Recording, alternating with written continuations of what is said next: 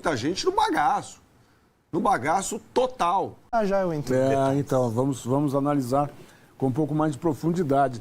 A gente já tem uma tela com jogadores aqui que certamente, não certamente, mas alguns poderão até estar na lista final de suas seleções, né?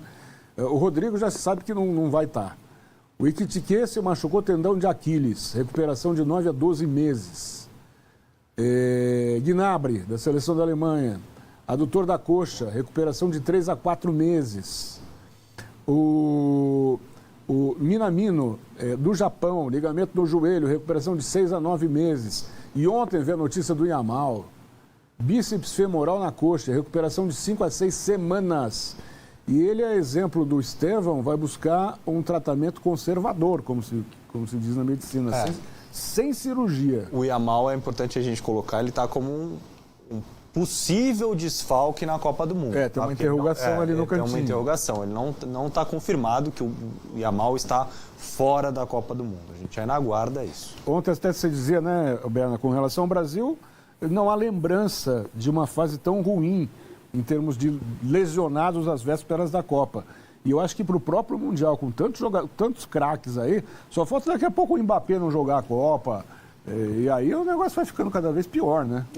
É um dos fatores que eu classifico como essenciais para que a Copa do Mundo de 2022 tenha sido um sucesso técnico, né? Porque ela foi disputada no meio da temporada europeia. Então os jogadores não estavam no bagaço aí.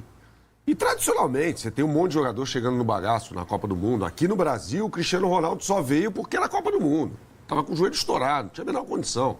E Portugal rodou logo na fase de grupos. Nessa mesma Copa do Mundo, o Diego Costa, do Atlético de Madrid, defendendo a campeã mundial, a então campeã mundial Espanha, veio porque era a Copa do Mundo. Ele não tinha a menor condição.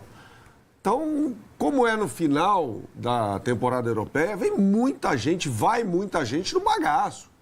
No bagaço total. E aí fica difícil até... Esse é um dos fatores que contribuem para a falta de previsibilidade do torneio. Então você fala assim, não, a França e a Espanha vão ser campeões. Tá, mas como é que vai ser isso aí? Como é que estarão os jogadores? Em que condições estarão esses jogadores? O próprio Mbappé, não sei se está 100% ainda, né? E tem joelho e tal. Exato, e os jogadores do Real Madrid estão no bagaço, né?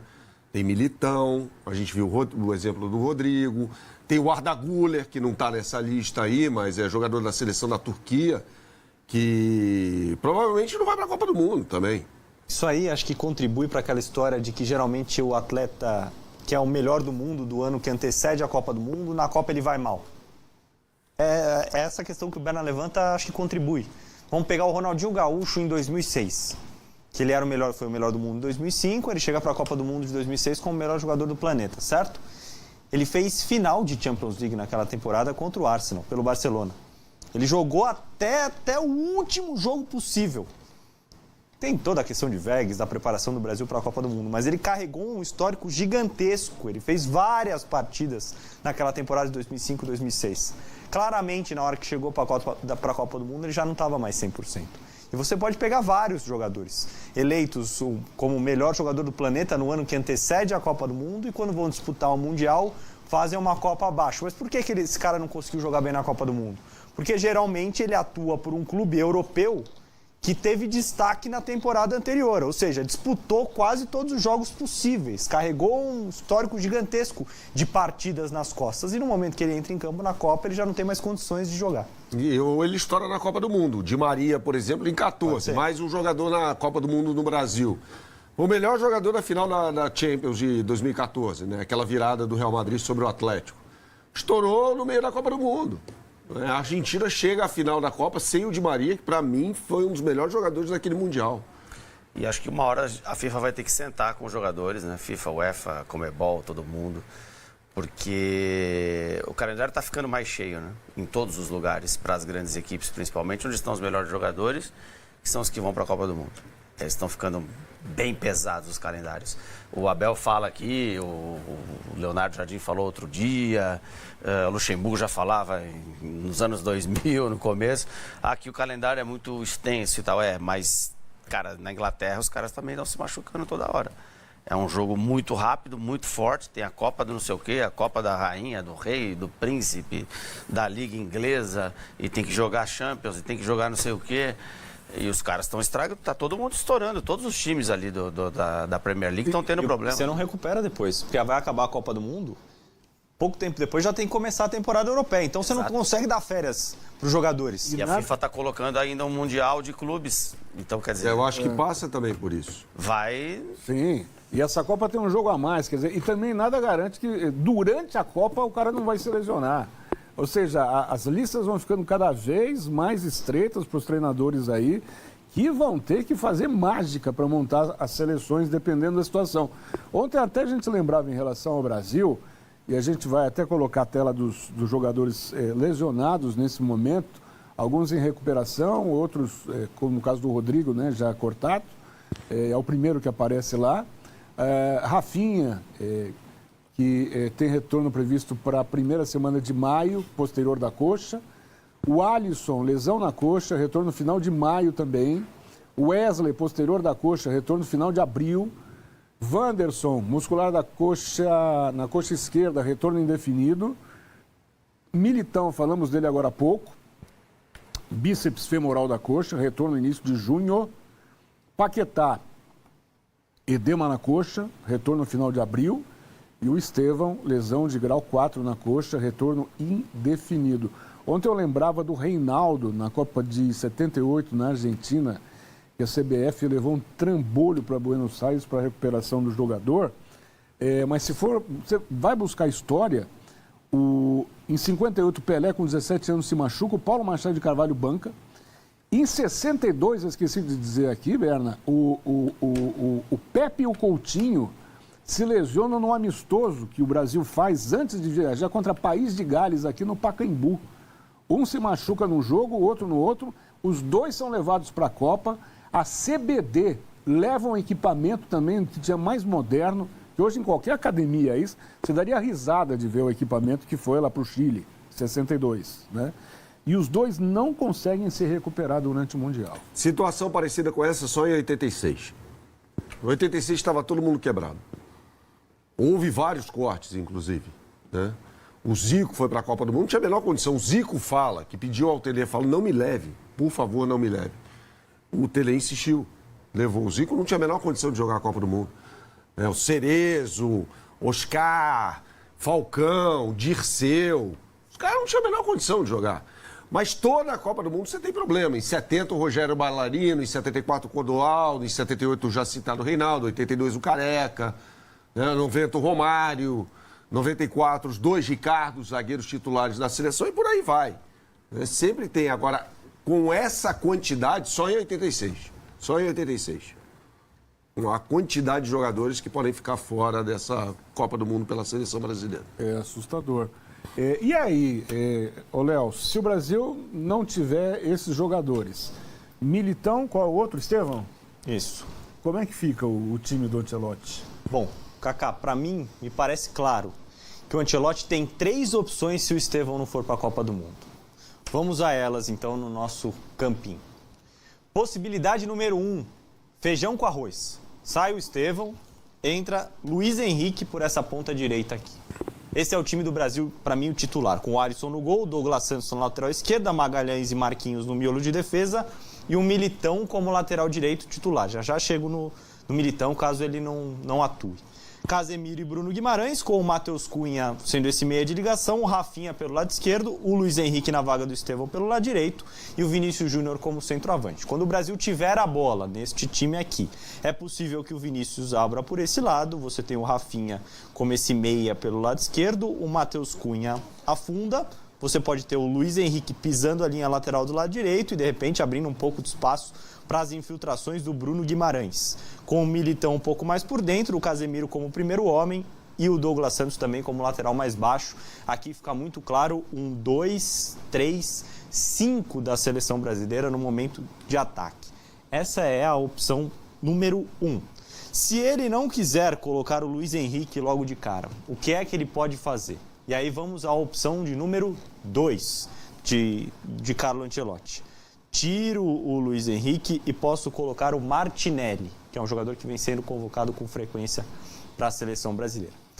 Se o Martinelli for titular, é bem provável que ele vá ocupar lá o lado esquerdo, que ele não fique aqui deste lado direito da seleção brasileira. Ele pode trocar de lado. Ele vai lá para o lado esquerdo e aí você pode ter o Rafinha atuando um pouquinho mais por dentro. Seria uma opção para o Brasil caso o Ancelotti escolha este desenho aqui. Que teria o Martinelli bem aberto pelo lado esquerdo, com a possibilidade de revezar com o Vinícius Júnior, o Matheus Cunha. O Rafinha não é um jogador mais para ficar aberto aqui pelo lado direito, como ele já jogou a última Copa do Mundo. Ele tem ficado até mais confortável pelo lado esquerdo, mas contra a França ele foi esse meia-direita. E aí você teria que fazer uma troca na lateral direita da seleção brasileira. Teria que sair, no caso, o Militão para a entrada de um lateral direito de mais passagem, de mais apoio. E esse cara, para mim, seria o Wesley. Teríamos um 2-3-5 ou um 3-2-5, se fosse um 3-2-5 aqui, ou dependendo do posicionamento do Douglas Santos, um 2-3-5 da mesma forma que foi feito no campinho anterior, só que com as peças diferentes. Modificação do lado esquerdo, com o Martinelli por aqui, o Vinícius Júnior, Matheus Cunha, Rafinha e o Wesley passando bastante. Aqui o lateral da seleção brasileira teria que chegar ao campo de ataque. Listei 2 das 3 possibilidades. Esse cara aqui que está no comando do ataque é um jogador, para mim, especial, Matheus Cunha. Não é um centroavante de área. E eu acho que o Ancelotti não enxerga nesta posição. Acho que ele vê o Matheus Cunha como um meia de chegada e assim ele se comportou, especialmente na última data FIFA. O que poderíamos fazer caso o Brasil realmente não tenha o Estevão? Acho que podemos sacar Gabriel Martinelli e colocar um meio-campista a mais ou então um centroavante de área. No caso, João Pedro. Foi titular na última data FIFA. Aí você pode abrir o Vinícius Júnior bem por este lado esquerdo, com o Matheus Cunha e o Bruno Guimarães chegando de trás, João Pedro como centroavante, e aí você teria que ter o Rafinha bem aberto aqui por esse lado direito. Aí seria uma possibilidade para a seleção, mas eu acho isso daqui menos viável do que as outras alternativas que eu trouxe aqui. E ainda uma quarta, se vocês acharem pertinente, a gente pode pôr um meio-campista a mais, no caso o Danilo, em vez desse centroavante. Você põe o Danilo e adianta um pouquinho mais o Matheus Cunha, aí você teria o Vinícius Júnior bem aberto pelo lado esquerdo, o Danilo infiltrando por um lado, o Bruno Guimarães infiltrando por outro e o Rafinha bem aberto aqui pelo lado direito. É uma outra opção para a seleção. Danilo do Botafogo. E a preocupação com relação ao gol também, né? Porque aí são aqueles que a gente já sabe que talvez não inspirem a mesma confiança que o Alisson no gol do Brasil. Que abacaxi pro italiano resolver, hein, Berna? Eu tenho um acréscimo, se você me permite, claro, fazer sobre isso aí. Eu não vou me surpreender se o Martinelli entrar no lado direito. Aconteceu no primeiro jogo no Ancelotti, contra o Equador em Guayaquil. Ele entra pelo lado direito e está acontecendo no Arsenal. Aconteceu no jogaço de domingo contra o Manchester City. Ele entrou no lugar do Madueke jogando pelo lado direito. Isso. É claro que ele joga preferencialmente pelo lado esquerdo, né, Léo? Isso. Mas, de repente, o Ancelotti... Contra a França, ele jogou pelo lado esquerdo. Mas, de repente, não sei, o Ancelotti gosta do Martinelli. Então, de repente, o Martinelli pode entrar aí pelo lado direito? Não sei. Pode ser uma possibilidade. Então, vou sacar o Danilo aqui do Botafogo para a gente deixar mais claro para quem está em casa qual seria essa possibilidade que o Berna levanta. Se eu errar alguma coisa, você me fala aqui, Berna. Seria o Martinelli aberto por esse lado direito, com o Rafinha um pouco mais por dentro, Matheus Cunha, o Bruno Guimarães fazendo as infiltrações aqui pelo lado esquerdo, o Vinícius Júnior bem aberto pelo lado, e aí nesta opção, como o Martinelli é um destro que vai pisar a linha lateral do lado direito, a gente poderia voltar com o Militão para esse time aqui, não seria necessária a presença do Wesley, até porque esses laterais vão defender muito mais do que atacar. É viável sim essa possibilidade também levantada pelo Berna. Muito bem. Eu acho viável, mas assim, pelo que o Luiz Henrique jogou nas vezes em que foi convocado... Eu concordo com você, tem que ser o Luiz Henrique. Ele tem que ser o Luiz Henrique, né? Não, nada contra o Martinelli também. O Martinelli é um bom jogador, mas assim, ele não mostrou o poder de decisão que o Luiz Henrique mostrou. Não de decisão de decidir sozinho, de fazer o gol e tal, mas de encontrar saídas, soluções, né? Para que outros até decidissem que o Luiz Henrique teve, né? Então acho que é bem complicado. E acho que esse meio-campo, se tivesse o Danilo, o Casemiro e o Bruno Guimarães, eu acho que seria melhor para a seleção brasileira. Agora, em nenhum momento você citou o Danilo do Flamengo na composição da zaga aí sem o Militão. Ele pode ser essa peça na lateral direita, no lugar que teríamos. Vamos fazer o Brasil aqui sem bola? Então, Casemiro e Bruno Guimarães vão defender por dentro e aí você vai ter 2 jogadores mais avançados. Um desses será o Vinícius Júnior, que acho que ele não vai fazer aquele papel pelo lado esquerdo. Nessa formação que temos no campinho, o Rafinha pode recompor por esse lado e o Martinelli faz esse trabalho do lado direito. Matheus Cunha e Vinícius Júnior mais à frente, o Brasil vai se defender num 4-4-2. Nessa posição aqui de lateral direito, caso o Ancelotti queira um jogador mais defensivo, pode ser o Danilo, do Flamengo, que pode entrar aqui, ou então outro jogador testado por ele na última data FIFA no jogo contra a Croácia foi o Ibáñez, que é zagueiro também e atuou como lateral direito. São 2 possibilidades para o Ancelotti. Muito bem. E não quer dizer, né, que o Ancelotti na data FIFA última ele colocou o Ibáñez, não colocou o Danilo, né? Inclusive na zaga. Não quer dizer isso que ele tenha preterido o Danilo, né? Ele apenas precisava ver o Ibáñez, né? Sim. Não, porque a gente pode tirar de repente, uma conclusão que não é verdadeira. Mas nem quando tinha o zagueiro, quando precisou de um zagueiro, que o Marquinhos não jogou, ou quando precisou de um lateral, jogou o Ibáñez, não o Danilo. Mas pode ser por isso, né? Ele queria ver o Ibáñez, ele queria ver o Léo Pereira, ele queria ver os jogadores que ele levou em ação realmente, né? Não quer dizer que o Danilo não vá ser usado, de repente. Muito bem, foi muito bem, Léo. Eu vou te poupar de fazer a pergunta clássica, onde que o Neymar cabe nesse time. Não vou fazer essa pergunta. Melhor não, né? Não vou fazer essa pergunta. Neymar é assunto para o segundo bloco do programa, falaremos sobre ele.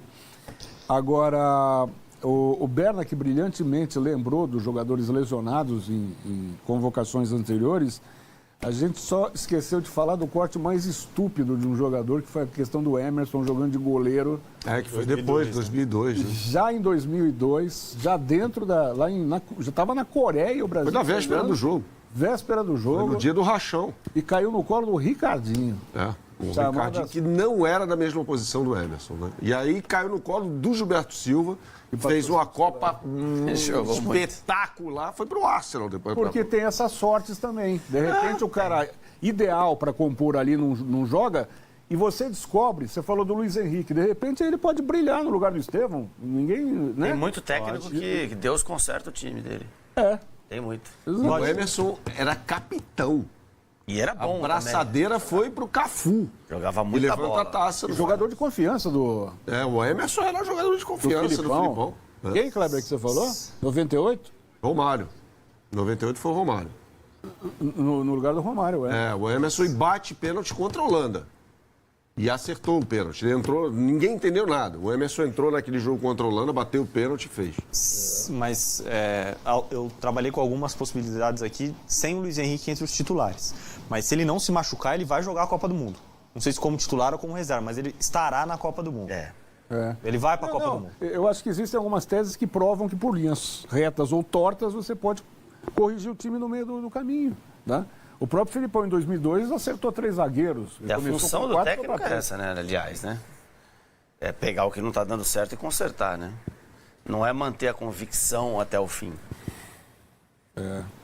Coisas que acontecem. Campeonato Copa do Mundo é campeonato de tiro curto. Não tem grupinho, não tem, vou esperar, no próximo jogo... Não, tá mal, tem que sair, troca. Senão vai ser eliminado por omissão. Vai ser, dessa forma. Acho que já tivemos treinadores, inclusive, que demoraram a mexer e poderiam ter tido um outro resultado na Copa. Muito bem.